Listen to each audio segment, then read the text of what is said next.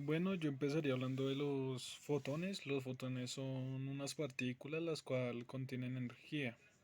Estas partículas contienen energía gracias a la emisión de luz, las cuales van absorbiendo la energía de la luz y su energía es proporcionalmente pues a la frecuencia con la que se emitía la luz.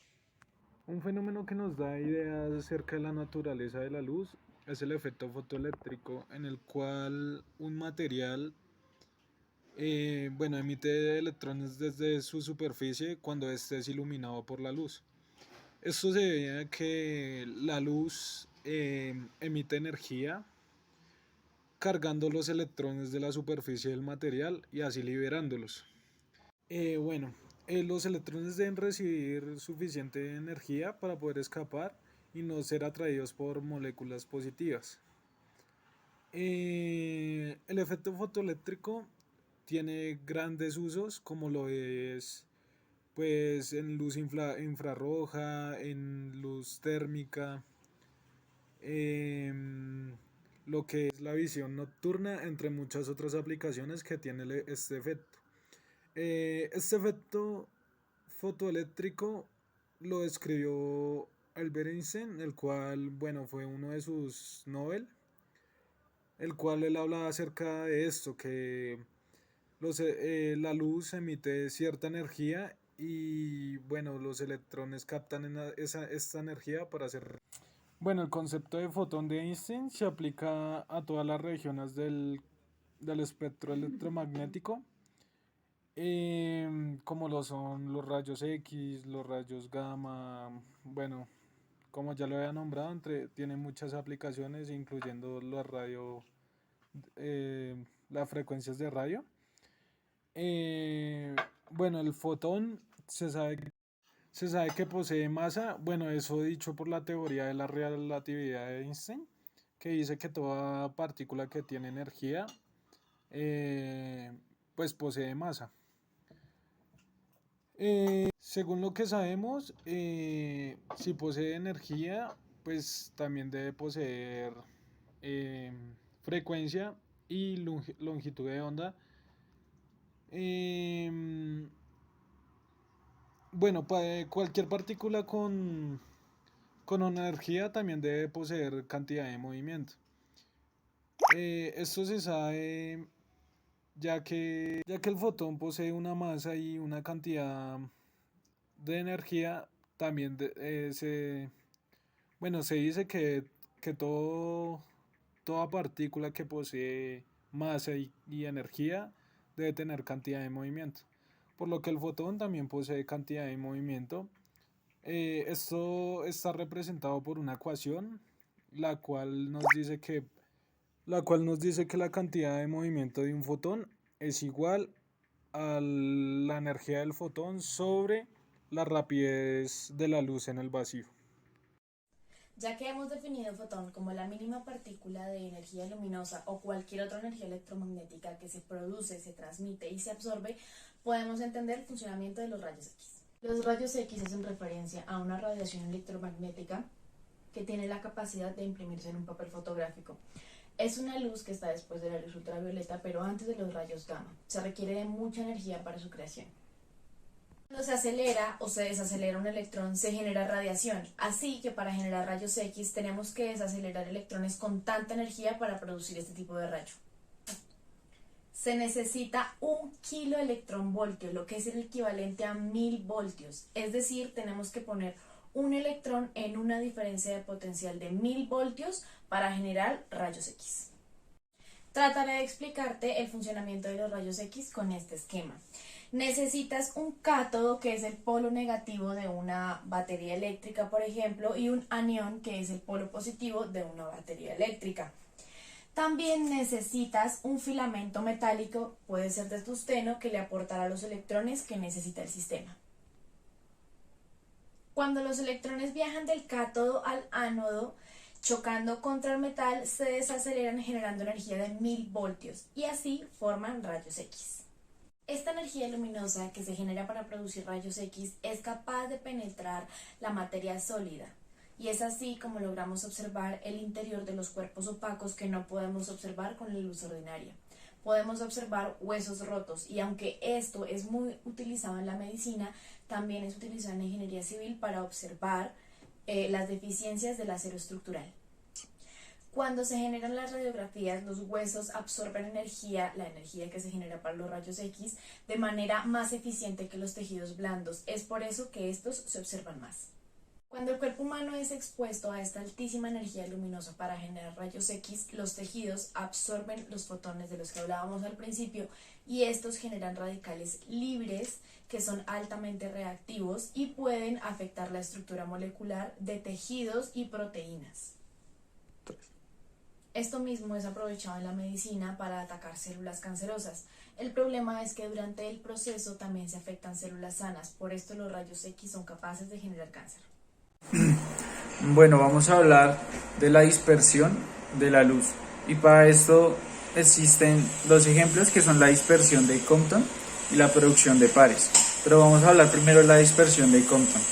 Entonces decimos que primero empecemos como hay dos teorías contradictorias y en la que primero se tenía en cuenta que la luz era una onda, que es la teoría propuesta por Maxwell, y de que la luz es una partícula y que se dispersa en forma de fotones, que es la propuesta que dio Einstein, ¿cierto? Pero entonces vamos a mirar en qué se diferencian, porque pues digamos que no se ha explicado mucho al respecto. Entonces digamos que Maxwell dice que la onda, digamos, tenemos un ejemplo, tenemos un electrón y tenemos que una onda electromagnética va a chocar contra ese electrón. Entonces, ¿qué pasa? Parte de la energía de esa onda electromagnética va a ser cedida al electrón, que en consecuencia empieza a oscilar en la dirección del campo eléctrico, ¿cierto? ¿Y qué pasa? Empieza a reirradiar, porque ya estaba reirradiar la luz incidente en otras ondas, en otros tipos de ondas, en diferentes direcciones. Entonces, digamos que esas ondas van a irradiar con la misma longitud de onda, y no solo eso, sino que la frecuencia de la luz incidente va a ser igual que la frecuencia de la luz dispersada, ¿sí? Entonces tenemos que la frecuencia incidente es igual a la frecuencia dispersada, de la luz dispersada, y eso tenemos para Maxwell. Para la predicción de lo que pasaría si fuera un fotón, tenemos que el fotón va a chocar contra el electrón, ¿cierto? El electrón está en un estado en reposo. Entonces cuando el fotón lo choca, cede parte de su energía al electrón. No solo eso, sino que parte de la cantidad de movimiento. Pero entonces al chocar, digamos que el fotón dispersado viaja en unos ángulos, llamémoslos phi, en unos ángulos con respecto a la dirección a la que iba el fotón incidente, ¿cierto? Solo que con menos energía y menos cantidad de movimiento. Entonces podemos decir que la frecuencia de la onda incidente es mayor que la frecuencia de la onda dispersada, y al igual su cantidad de movimiento, la cantidad de movimiento que tenía la onda, que tenía el fotón dispersado va a tener una cantidad de movimiento menor.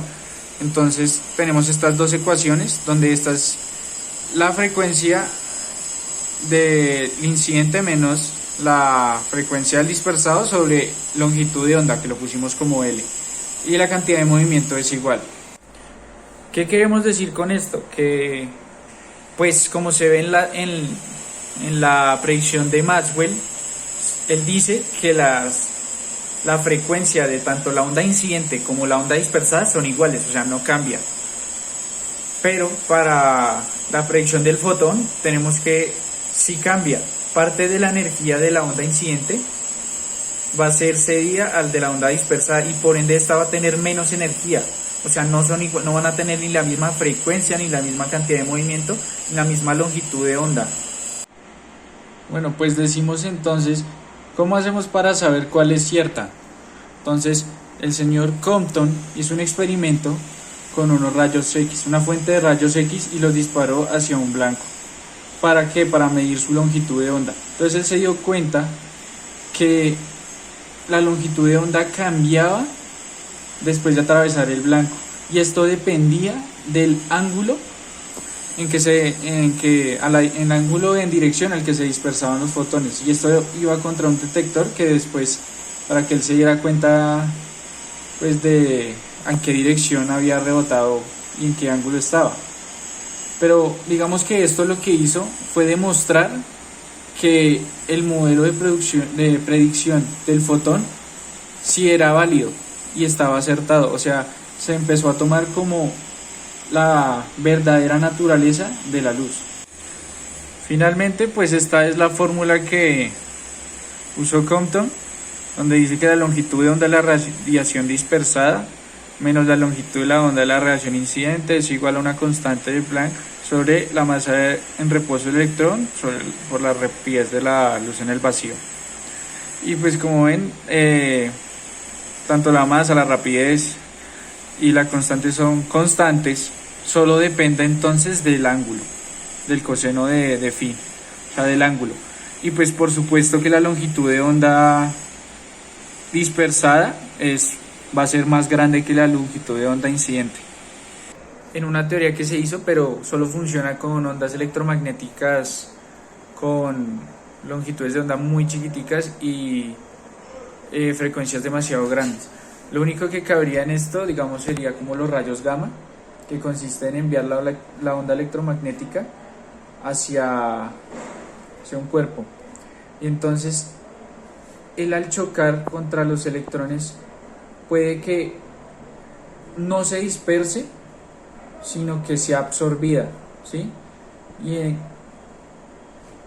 o sea, es absorbida o desaparece.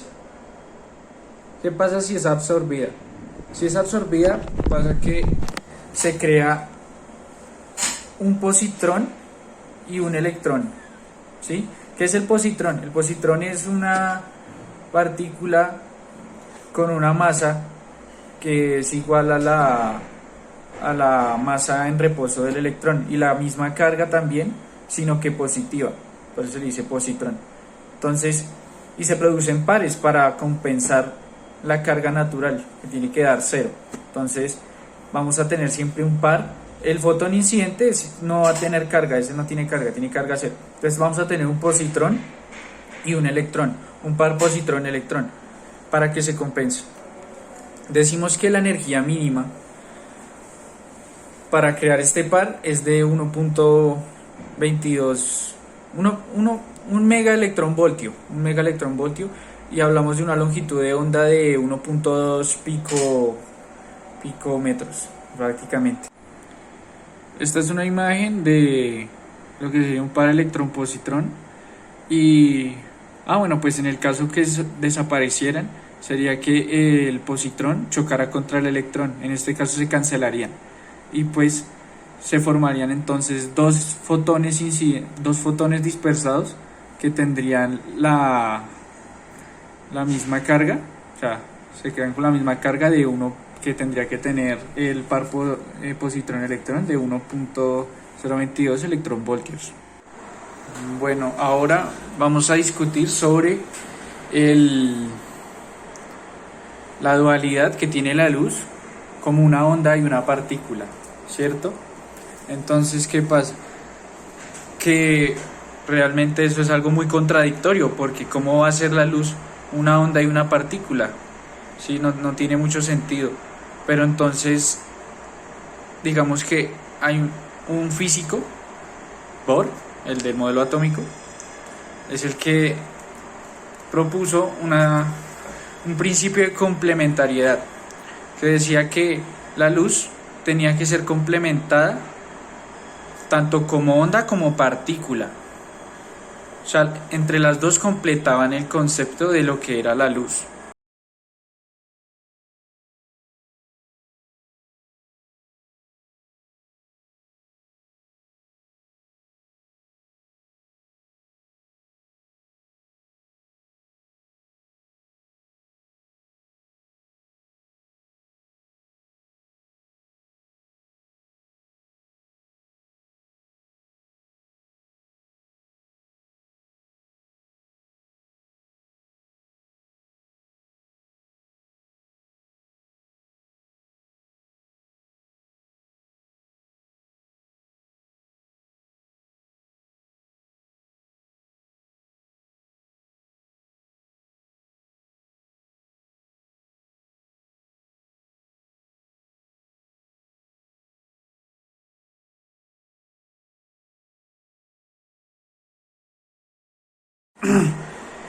digamos que no podemos predecir la posición en la que va a caer un electrón después de pasar por la rendija, y además pasan muchos fotones por la rendija por segundo. Entonces hacemos como una predicción estadística, una distribución estadística para saber pues cuántos fotones en promedio caen en cada cierto punto. O sea, nos da la probabilidad de que un fotón caiga en un punto dado. O sea, ¿qué probabilidad hay? Bueno, pero ahora supongamos que se baja la intensidad del fotomultiplicador y son muy pocos los fotones por segundo que pasan por la rendija. Entonces habíamos dicho que no podemos predecir la posición en la que se encuentra un fotón después de pasar la rendija, por lo que tenemos que hacerlo con probabilidades. O sea, es una aproximación, no podemos decir a ciencia cierta en qué posición va a estar. Pero entonces, digamos que tenemos que, como pasan poquitos fotones por la rendija, entonces digamos que como partícula nos es imposible predecir en qué posición va a quedar el fotón después de atravesar la rendija. O sea, es como decir, como preguntarse en qué camino va a tomar después. Digamos que en un análisis, digamos, de partículas no es posible predecir eso. Sin embargo, tenemos la descripción de onda ondulatoria, que sí nos dice con las ecuaciones de dispersión, de difracción, y eso nos dice en qué puntos va a estar la onda. Pero es muy difícil relacionar el concepto de onda cuando el fotomultiplicador nos muestra, cuando hay poca intensidad, que son partículas lo que se están pasando por la rendija y no una onda. Digamos que gracias a la mecánica newtoniana sabemos cómo predecir la posición, el movimiento, la velocidad de una partícula puntual. Por medio de, también podemos conocer su cantidad de movimiento, y todo esto por medio de coordenadas, ya sea X, Y, Z. También tendríamos 3 componentes que serían de la cantidad de movimiento. Con esto quiero llegar a que gracias a las ecuaciones de Newton podemos, digamos, predecir la posición futura o las condiciones futuras de cada partícula que está en movimiento. Podemos predecir a dónde va a ir y qué va a hacer. Pero no podemos, digamos, usar estas mismas ecuaciones con un fotón, porque no podemos tratar, digamos, un fotón como una partícula puntual. Digamos que hay limitaciones en cómo se puede determinar la posición y la cantidad de movimiento de un fotón, por ejemplo. Y más porque muchos de los comportamientos del fotón, como vimos en el experimento de una sola rendija, es tratado con probabilidades. Si seguimos con el experimento de doble rendija y además tenemos en cuenta que la separación entre las rendijas es menor que la longitud de onda, vamos a tener que tenemos una cantidad de movimiento, ¿cierto? Que va en dirección al ángulo de incidencia de difracción. Por lo tanto, va a tener cierta componente en X y cierta componente en Y. ¿Qué pasa? Que los fotones tienen una posición antes de pasar la rendija y nosotros podemos saber cuál es. Pero digamos, no podemos saber cuál va a ser su trayectoria, o sea, no podemos predecirla ni saber en qué punto va a caer. Solo tenemos una probabilidad de que caiga en cierto punto. Veamos. Entonces, en el experimento, en el caso de la rendija, tenemos que A va a ser la distancia entre la rendija, o sea, la separación de la rendija, y lambda va a ser la longitud de onda. Tenemos que de las ecuaciones de difracción de onda, tenemos que el seno de teta, seno del ángulo de difracción, es igual a la longitud de onda sobre el ancho de la rendija. Como en este caso es para ángulos pequeños, tenemos que el seno de teta es igual a teta, aproximadamente en radianes. Entonces tenemos teta igual a lambda sobre a, ¿cierto? Por otro lado, tenemos que la cantidad de movimiento se va en dirección de teta. Entonces, y la cantidad de movimiento tiene componentes en X y Y. Y entonces tenemos que la tangente del ángulo de difracción es igual, o sea, la tangente del ángulo de difracción, como la cantidad de movimiento se mueve en dirección al ángulo, entonces tenemos que la tangente de θ va a ser igual al cateto opuesto sobre el cateto adyacente, o sea, cantidad de movimiento en dirección Y y cantidad de movimiento en dirección X, ¿cierto? Como es ángulos pequeños, tangente de θ es igual a θ, entonces tenemos que θ es igual a cantidad de movimiento en Y sobre cantidad de movimiento en X. Y como tenemos que θ es igual a lambda sobre A, entonces despejamos y nos da que la cantidad de movimiento en Y es igual a la cantidad de movimiento en X por lambda sobre A. Ahora, tenemos que tener en cuenta que como el comportamiento del fotón lo podemos interpretar con probabilidades, también debe tener una incertidumbre. Y la incertidumbre es, digamos, que la cantidad de movimiento en Y varíe de arriba hacia abajo. No sabemos en qué dirección va a ir, puede ser positiva o negativa. Así que diremos que la incertidumbre en la cantidad de movimiento por mínimo tiene que ser Px por lambda sobre A. Mínimo. O sea que en este caso la incertidumbre va a ser mayor o igual a este valor. Ya hemos explicado anteriormente que la cantidad de movimiento se puede expresar mediante la longitud de onda, ya que la cantidad de movimiento es igual a la constante de Planck sobre la longitud de onda. Entonces, reemplazando, digamos, Px, o sea, cantidad de movimiento en X igual a longitud de onda a constante de Planck sobre longitud de onda, podemos reemplazar y se nos despeja la cantidad de movimiento en X y nos queda que la incertidumbre para la cantidad de movimiento en Y es igual a h, la constante sobre el ancho de la rendija, y en consecuencia h es menor o igual a la incertidumbre de la cantidad de movimiento con A. Con esto, ¿qué quiero decir? Digamos que el ancho de la rendija representa una incertidumbre en la componente Y de la posición del fotón. A medida que el fotón pasa por la rendija, no sabemos en qué posición va a estar. Así pues, tanto la posición en Y del fotón como la cantidad de movimiento en Y del fotón tendrán una incertidumbre. Y si nos fijamos en la ecuación, tenemos que en la cantidad de movimiento, la única forma de reducir la incertidumbre, solo podemos hacerlo reduciendo el ancho de la rendija. Pero al reducir el ancho de la rendija, no, mentiras, al revés.